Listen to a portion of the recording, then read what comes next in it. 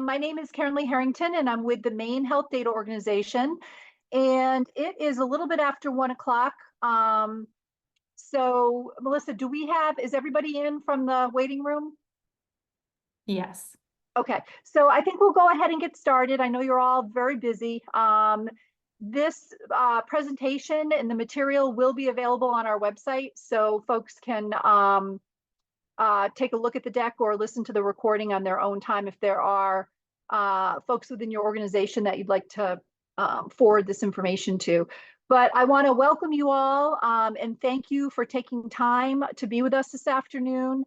We're excited to talk with you and share some of the enhancements that we've made in our portal, where you are all going in and validating your organizational data. And a lot of the enhancements have been made as a result of feedback that we have received from many of you. So I want to just thank you for that and say, keep the feedback coming, and we'll do our best to, address that as we go forward. So we're going to just take a few minutes and do a quick reminder on what the requirements are for reporting this information or validating the information. We'll walk through the enhancements that have been made and talk about timing and next steps. And then we want to answer as many questions as we can. And for those questions that we maybe can't answer on the spot, we will follow up in writing. Okay, so just as a reminder, and I should say I have several folks from my team that are here to help support this conversation. And I'm going to tag team this presentation with Melissa Hillmeyer, who is with Human Service Research Institute out of Cambridge, Mass. That is the data vendor that we work with, and we work very closely with Melissa on a number of our initiatives, including this rule. So I will turn things over to Melissa in a few slides. And then I also have with me Kim Bonson, who I know many of you know, as well as Deborah Dodge. And they are going to jump in as needed as we go through this discussion and help with any specific questions. Okay, so just real quickly, MHDO is responsible for collecting, validating, storing, and public reporting of various healthcare data streams. And we collect data from all the payers that are required. So we've got claims data, hospital data from the hospitals in the state. We collect prescription drug data from manufacturers, wholesale distributors, and pharmacy benefit managers. We collect quality data from nursing facilities and hospitals. And we collect the hospital financial and organizational data, which is what we're here to talk about today. And that's governed by our rule, Chapter 300, which is officially titled Uniform Reporting System for Hospital Financial Data. And in parens, although we haven't changed the title, the content of the rule includes organizational data. Next slide. So if you are not familiar where you can find all of our rules on the MHDO website, the link is been provided in this deck. And again, what we want to focus on today is just a quick reminder about the financial data, which is required on an annual basis, no later than 6 months after your most recent fiscal year end. And every parent entity must submit financial data for its main hospitals, subsidiaries, and or affiliated healthcare facilities. We post the financial data usually early in the fourth quarter of each year on MHDO's website, and you'll see the link to those standardized financial templates. And so we will be posting the fiscal year 2023 data. What we're hoping for is in October of 2024, which sounds like it's way off into the future, but I don't even like to say this out loud. It will be here before we know it. So for those of you that have been submitting that data for this cycle, thank you for that. I know you got a lot of other issues you need to deal with, and I know this is just another thing that's probably a pain, but I want to thank you all for doing that. The information is looked at by a number of different entities, including policymakers. The Maine Hospital Association looks at the data that's up on that site. I know several hospitals look at it. So thank you. Okay, next slide. So again, Chapter 300 has both the financial data and the organizational data. And the organizational data, the requirement is by April 30th of each year, the health system, the parent entity, and hospitals are reviewing, editing, and verifying its organizational information. I want to say right now that we are extending this year's validation deadline to May 13th. We were a little bit behind in holding this webinar, so we wanted to give you all a little bit more time to get through the validation. And of course, if you have issues with meeting that deadline, there is a process for requesting an extension. And we want to work with you and be flexible with that. But I also want to underscore that this organizational data is used to support an MHDO provider directory. And the directory lists providers by provider type, specialties, credentials, demographics, and you'll see some of the other data points.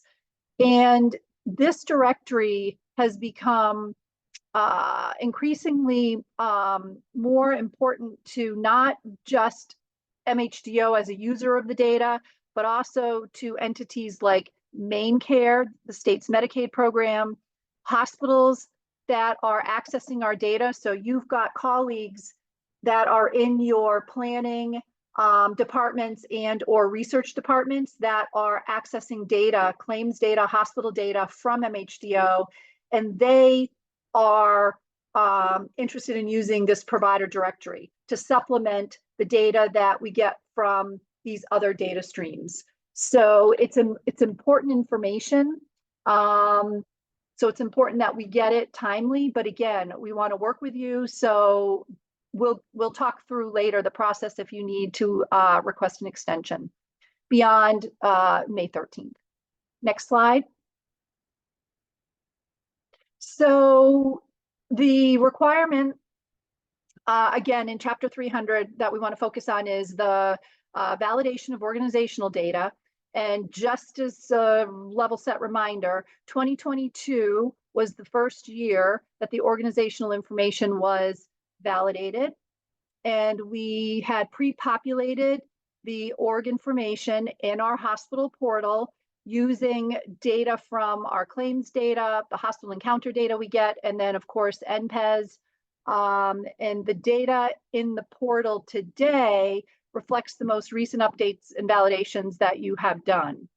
And again, just to underscore, we're looking for this year's validation to be in place no later than May 13th. Next slide. So I think I am going to, at this point, turn it over to Melissa as we start to get into some of the nitty gritty. And then I'll come back at the end and we'll talk about next steps and then open it up for questions. Thanks, Karen Lee.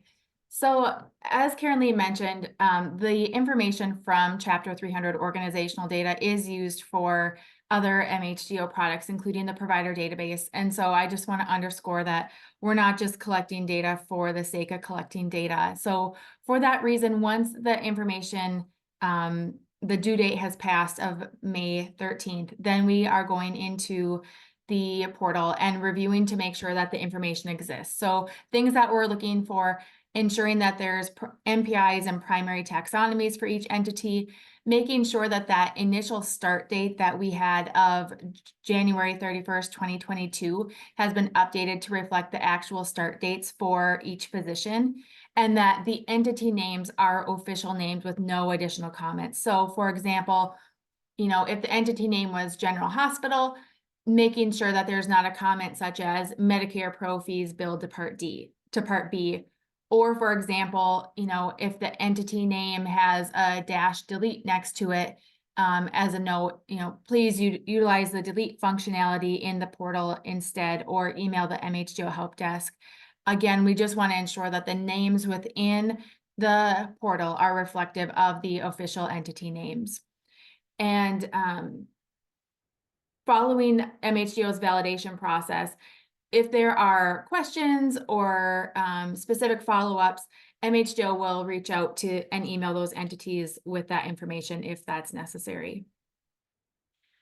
Based on the feedback that we received during previous validation processes, we have made a few enhancements to the organizational part of the portal. And so for this organization data, we're now accepting future start and end dates for physicians. So dates up to 365 days from the current date are accepted, which is especially helpful if you know that starting June 1st, there's going to be additional physicians at your particular entity. You can go ahead and add those physicians now. Same thing for end dates. Once a physician has an end date within the portal, that physician will stay on the front, within the portal for that validation period. So, for example, they'll stay in there during this 2024 validation update. However, next year, when we start the 2025 validation process, you'll no longer see the physician with end dates within the portal. So it'll sort of be a clean slate, easier to see. So that was another update that we made to the portal this round.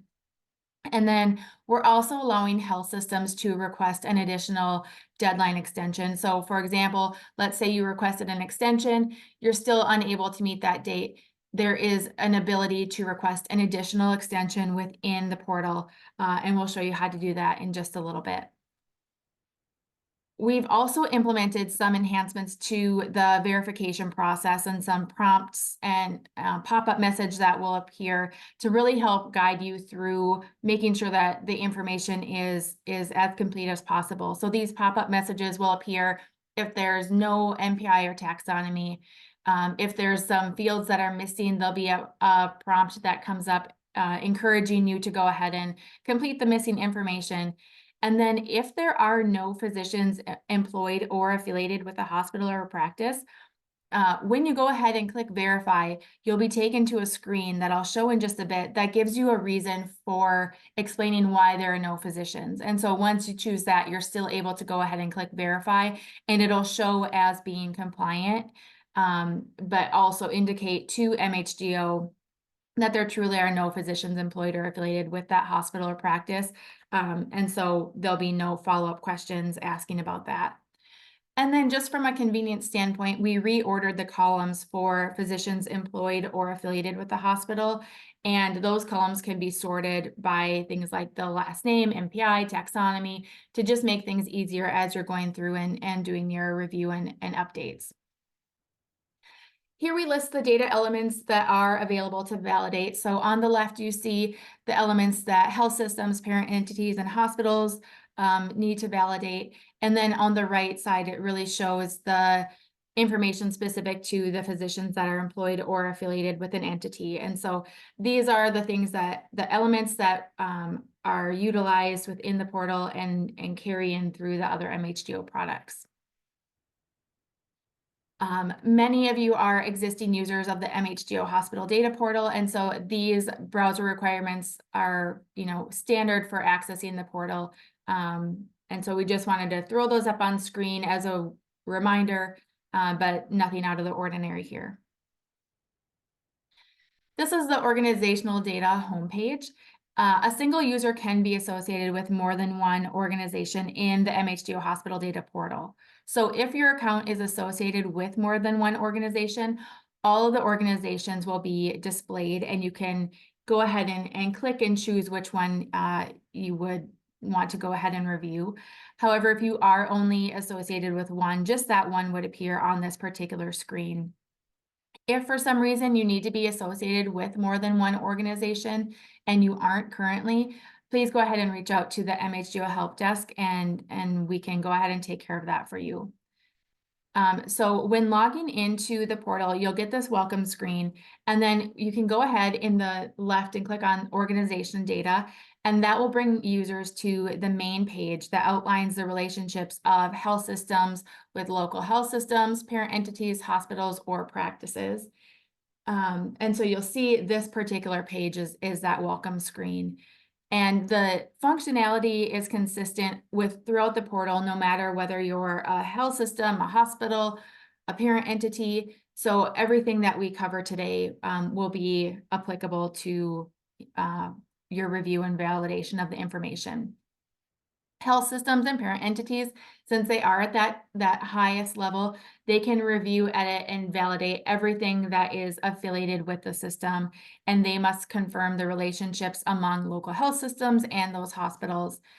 And they're also responsible for reviewing the practices that are affiliated with them, including the physicians that are employed with those practices. If you're a hospital user and not at that health system or parent entity level, you're responsible for validating the organizational information along with the physicians that are affiliated with any of the practices within that are associated with the hospital. There are plus and minus signs next to entities' names that allow you to expand and collapse the nesting of information and the entities affiliated, which allows you to go ahead and kind of quickly see and do a quick scan to make sure that the hospitals, practices are affiliated correctly. So you can either utilize those plus and minus signs or click on these expand and collapse all buttons, links at the top, and it does the same thing. Users can also go ahead and use these drop downs by year and status to view entities that are compliant, which means that they have successfully validated their information. There's also new statuses this year, Compliant 1 and Compliant 2, which again indicate just the reason for why there may not be physicians associated with that entity. And then within the status column, there's also a not compliant, which just flags that review is needed and that verification must happen. And so if you are go into the portal and you don't do all of the review and validation in one fell swoop, this particular status column is helpful to be able to, instead of scrolling a big list, to be able to quickly see which entities and practices need your attention. So to begin the review and verification process, you can click review in the actions column, and this will bring a user to the entity's summary page, which looks like this. So here you'll see breadcrumbs at the top, which indicates your location within the portal, and it also acts as kind of a visual confirmation of the entity that is currently being reviewed and its affiliated relationships. Then there's this block of information at the top that contains notifications. And so it indicates whether or not verification is required, as well as the date and the timestamp that the information was last updated and by whom. The next section and block is really that primary organizational information. So we've got the MPI, taxonomy, address, phone, fax, website, and whether or not that entity is on Compare Main. And then in addition to viewing that information on the summary page, you can also go ahead and scroll down to see practices that are affiliated with the hospital and physicians that are employed or affiliated with the hospital. And just one quick note, I know that we're showing St. Mary's Regional Medical Center. This is test information that we're sharing on screen in terms of physicians and some of the practices. By clicking edit on the summary page at the top right, it allows users to make changes to this information on screen. So by clicking edit, it will bring you to a form that appears that, except for the billing MPI, users can edit the information on this screen. When you go ahead and click save, the information will be updated within the portal, or users can go ahead and click cancel to be taken back to the previous page. If you need to go ahead and add an MPI, within that MPI and primary taxonomy section, there is a link, Add NPI. And so you can go ahead and click on that. You'll be taken to this page where you can enter the unique 10-digit MPI associated, and then select from this dropdown the primary taxonomy associated with that MPI. There is a link here that says View Codes by NUCC, and that allows users to go ahead and look at a PDF lookup of the primary National Uniform Claim Committee, those healthcare provider taxonomy codes. And so if you want to do a quick find, search that document to do a quick find to look for a taxonomy, that's a convenient tool to be able to do that. Users are unable to directly edit an NPI. And so if an NPI is correct, you need to return to the summary page and then delete that NPI to add the correct NPI. So again, for example, let's say this is not a correct NPI. We can't edit that within the front end of the portal. We would go ahead and click delete. In doing so, a prompt comes up. Are you sure that you want to remove that NPI? Clicking yes would go ahead and remove that NPI. And then you could use the add NPI link to go ahead and add the appropriate NPI. On the summary page, there's the ability to add a practice. So clicking on this particular button allows the user to go ahead and add a practice that is affiliated with a health system or a hospital. This particular form comes up, which is a replica of the one kind of already shown, where you can utilize those fields to add in the practice name, the billing NPI, the address, and the other organizational information on that screen. Clicking save allows that practice to be added to the list of practices. If a practice is not correct, this delete link in this actions column, just go ahead and click on that. Upon doing so, it brings users to this particular screen that encourages users to follow the screen prompts to choose the correct reason. And so you may be deleting a practice because the relationship's incorrect, it's duplicative, it closed, or maybe it was added accidentally. If you go ahead and click on that the relationship was incorrect, this particular form appears that we ask you to explain why that information is incorrect. And so utilizing these particular buttons to select if it needs to be moved under a different entity, if it's not part of the health system, and then comments can also be added. Maybe it just needs to be deleted, and so that particular prompt comes up if that was on screen and added accidentally. And then if a practice closed, we also ask for the date of the closure and the reason for the closure so that we make sure that that is captured correctly across MHDO products as well. So those, if you need to make any changes in deleting a practice, those on-screen prompts really help guide you through that.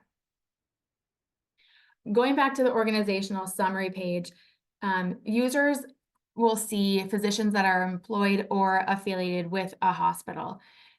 Clicking on the edit button will allow a user to go ahead and edit the information for that particular physician. So clicking edit, you'd come to this particular prompt and it's asking, what would you like to edit? Do you want to change the start or end date or the physician details? If we click on start or end date, we get to this particular screen where it shows physician name, the MPI, start date with the hospital, and the end date with the hospital. Since physicians can be employed or affiliated with more than one entity, these start and end dates are unique to each entity. So therefore, in this particular case, if Tammy Abbott works at this hospital, but also works at another practice, this start date of 4/16/24 is specific to the hospital that we are currently editing. With this particular iteration of Chapter 300, we added the ability, like I mentioned previously, to have future start or end dates. So for example, if I would go into the portal today and I entered April 16th, 2024, she would still be added because even though that's a future date. The same thing holds true if I would go ahead and choose a future end date, that can be added as well. If I didn't click that button to edit start and end dates and instead chose to edit physician details, I would be taken to this particular page where again we see the MPI and it allows users to go ahead and modify name, suffix, credentials, primary taxonomy. Since physicians can be employed or affiliated with multiple hospitals or practice, On the back end of the portal, we do have a repository that acts as the sole source of information to ensure that the same physician isn't added multiple times, but with a different spelling of their name, for example. And so to this point, when physician details are updated, once you go ahead and click save, these edits are not immediately visible within the portal. So when you click save, it kind of goes into this queue that MHDO goes ahead and reviews to make sure that the information doesn't conflict with any other information that MHDO has. And from that point, MHDO either accepts the changes, which happens in most cases, accepts those changes. Once those changes are accepted by and approved by MHDO, they're populated within the portal. If for some reason it conflicts with another change that came through within the portal, for example, a spelling of a name, MHDO would look into that into more detail before accepting that particular change. Physicians can also be added either manually by the Add Physician link or bulk import physicians. If we go ahead and click Add Physician, we're taken to this page where we enter the unique 10-digit rendering NPI. Upon clicking Submit, we're notified, like in this case, the NPI wasn't found in our system. So there's a link, complete these details to add the physician. When you go ahead and click complete these details, then you're taken to that same form that we just looked at for physician details, where you can go ahead and manually add that particular physician. Go ahead and click save, and then that physician's immediately added to the portal. Many of you have multiple physicians that you need to add at a single time. And so for this reason, to save time rather than manually add all them, we have a bulk import physicians feature. When you go ahead and click on that, you're taken to this particular screen. And we just encourage you to follow those steps provided on the screen. Begin by downloading the template, which opens up a Microsoft Excel CSV spreadsheet. And then using that template, you can go ahead and add physician NPIs and their start dates in the appropriate column within that template. Once you've added all of that physician detail in there, you can go ahead and just copy that information from Excel, go ahead and paste it into this text area here, and then go ahead and click Import. Upon clicking Import, the results are shown that indicate if the physician was successfully found and added into the portal, or if the physician wasn't found and needs to be manually added. So with the example on screen, we bulk imported, this physician was already present, and then this one here was not present and needs to be added manually. So we could go ahead and click that add manually, and then we would be taken through the steps to go ahead and add that physician using the previous form. Once the bulk import happens, you'll be notified via email the import results. So just so that you have those bulk import results for convenience and confirmation, especially if you have multiple physicians that you're adding, you'll get a copy of that. And then you can, continue going in and adding those particular physicians manually as well. Like I said previously, there is the opportunity within the portal to request an extension. We know that things come up. This year, the reporting requirements, the data must be validated by May 13th, 2024. It's a Monday. If you're unable to meet that date, you can click on Request an Extension, this particular link on the summary page. Either health systems or parent entities need to be the ones to go ahead and request an extension. It needs to come from that highest level. Clicking on Request an Extension opens up another screen that indicates the entity's name, the year of validation, the requested requested date that you want your extension to, and then the reason for that extension. Once MHDO receives that request, they will either approve or reject the request for an extension.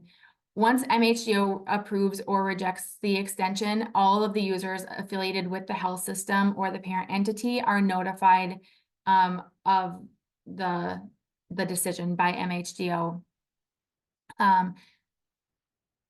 Again, this year we added in the ability to request an additional extension. So for example, instead of here verification needed, it would also say, for example, your first extension date, and then this link would be underneath and where you can request an additional extension if needed. Once you have reviewed, edited, all of the information, then it's time to verify the accuracy of the information. And so you can go ahead and click on this verify button on that summary page. In doing so, a few different pop-ups may appear on screen when you go ahead and click that. So for example, you click verify. If the entity did not have an MPI or primary taxonomy, a pop-up would appear that says, that reminds you that those are required. You would, by clicking OK, you would be taken back to that summary page to add that MPI and primary taxonomy before you can continue with the verification process.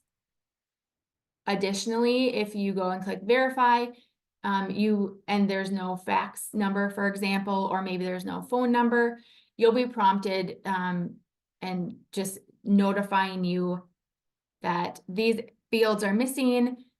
You can go ahead and click cancel to add that information for completeness. However, if you want to if you say we don't have a fax number, we don't have a fax number, you can go ahead and continue with the verification process by clicking OK, which would change your status to compliant. As mentioned previously, if there are no physicians employed or affiliated with a particular entity, when you go ahead and click verify, you may also be taken then to this particular page if there are no physicians, indicating the reason why. So whether maybe there are no MDs or DOs employed at this time, or your healthcare setting doesn't employ MDs or DOs. Once you go ahead and click submit, then this pop-up appears that again just reminds you that you're attesting that the information that is displayed is accurate. Clicking on OK would then go ahead and change that status to compliant. I've walked through, the primary slides within Chapter 300, but I also know that it's a lot of information to take in at a time. Fortunately, many of you have done this before, but since it is an annual update that's required, sometimes it's challenging to remember all the things. So we do have a link within the portal for the Chapter 300 org user manual. It's also available on the MHDO website that gives step-by-step instructions with screenshots in there as well. And even though the validation is an annual update process, at any point in time, you can go into the portal to make changes. And in fact, we encourage that because it makes this time of year a little bit easier for users to go ahead and review and validate. And so if at any point in time there's changes to the practices that are part of your network, or there's new physicians or physicians to remove, you can go in and make those updates. So just a plug for going into the portal on a regular basis. And then Karen-Lee, I'm going to turn it back over to you. Great, thank you, Melissa. And I think before I get into timing and next steps, I think we had a question in the chat.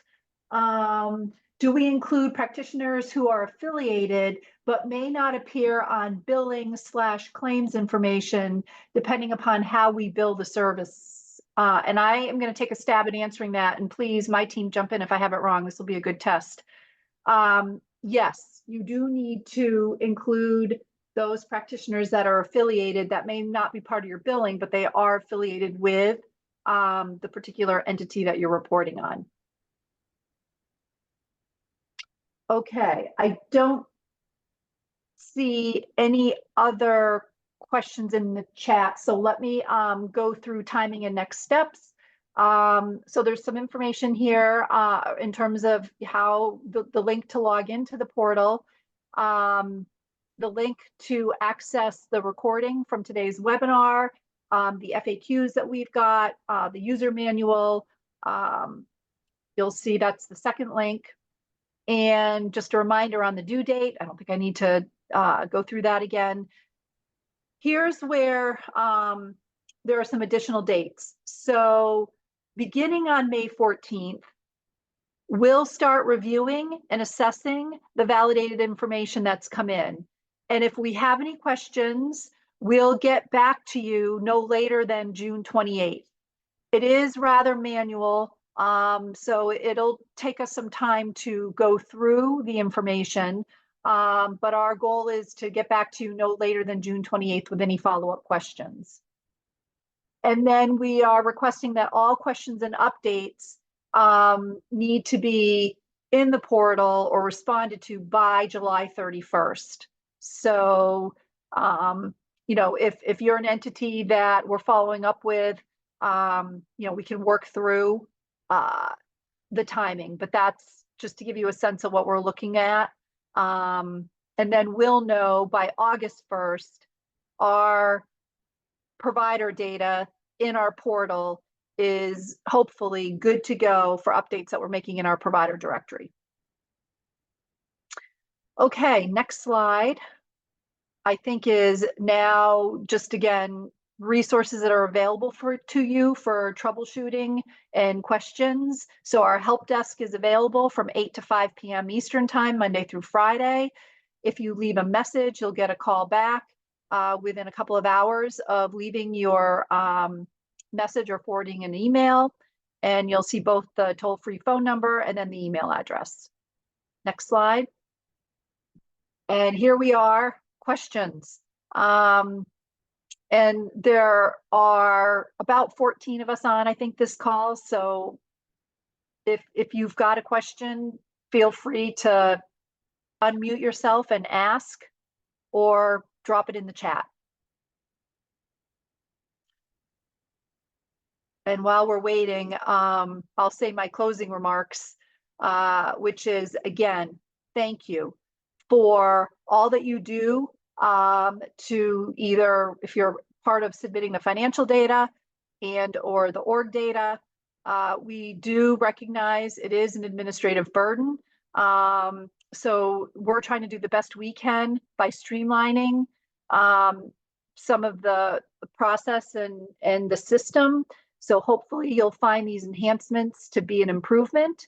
And as you work through, like we said, please don't hesitate. I know most of you know Kim Bonson or Deb Dodge or myself. Don't hesitate to email us because that's how we get, you know, make things better, is by listening to the experience of our users. Okay, on that note, I don't want to keep people if we don't have questions, and I don't see, Melissa, anything in the chat. Do you? No, I don't. Okay, so again, the recording should be up within the next day or so, as well as the deck. And don't hesitate to reach out to us if you have any questions or any concerns about the dates. And with that, thanks again, everybody. I hope you have a great rest of your day and look forward to continuing to work with you all. Thanks again. Thank you, everybody.